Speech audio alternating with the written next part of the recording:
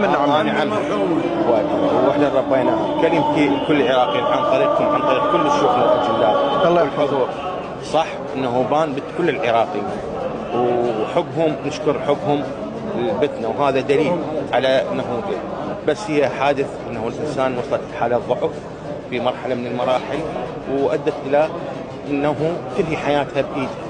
فهذا كل اللي صار. اما اللي صار بالوسائل التواصل الاجتماعي واليوميه هذه المنشورات تنزل كلها عاريه عن الصحه تماما، اللي يدعي انه جيرانها واللي يدعي انه قصه عاريه، ناس دورت مصالح، استغلت مصالحها الخاصه او صراعاتها السياسيه لاغراض معينه، واستغلت حادثه بان ولا انه الحكومه المحليه. لا والله قسما بالله، وهذه احنا كلكم مجموعين وكلكم تسمعون قسمنا، والقسم غليظ استاذ خطاب، انه ماكو اي شيء من قال انه الحكومه المحليه ضاغطه او مهدده، لا بالله.